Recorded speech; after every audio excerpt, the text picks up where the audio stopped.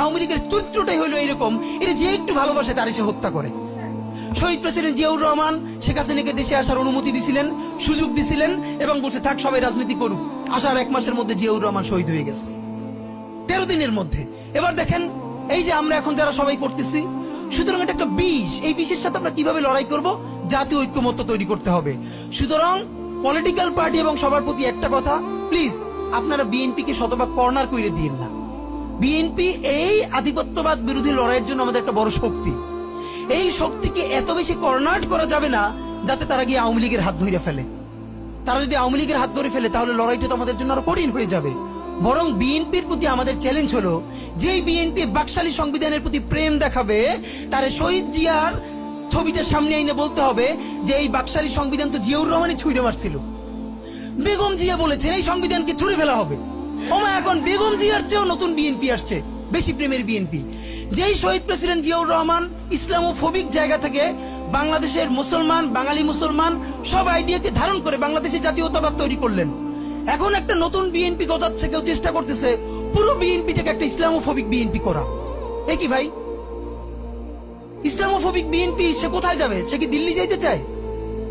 আমরা আমাদের প্রথম চ্যালেঞ্জ হলো স্বাধীনতা সার্বভৌমত্ব রক্ষার স্বার্থে এই বিএনপি কে শহীদ জিয়ার কাছেই রাখতে হবে, এই বিএনপি কে বেগম জিয়ার কাছেই রাখতে হবে।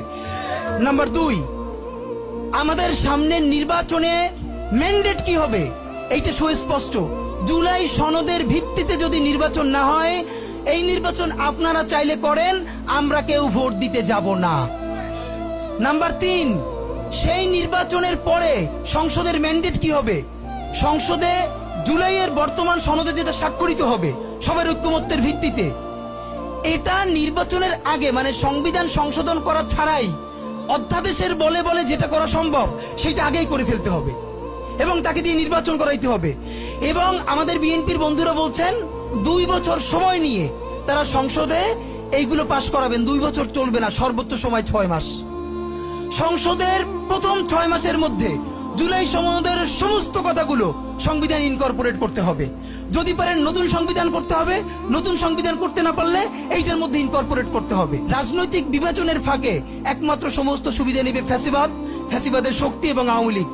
আমরা আমাদের জীবন থাকতে বাংলাদেশের মাটিতে ভারতীয় আধিপত্যবাদ থেকে শুরু করে আর কোন বিদেশি আধিপত্যবাদ, হাসিনা এবং ফ্যাসিবাদকে মেনে নিব না। এবং আমরা যদি শহীদ হয়ে যাই, আমাদের সন্তানেরা লড়বে, তার সন্তানেরা লড়বে। কিয়ামত পর্যন্ত বাংলাদেশ নামক জমিন যতদিন বেঁচে থাকবে ততদিন পর্যন্ত আজাদির সন্তানেরা লড়াই করবেই করবে। ইনকিলাব জিন্দাবাদ।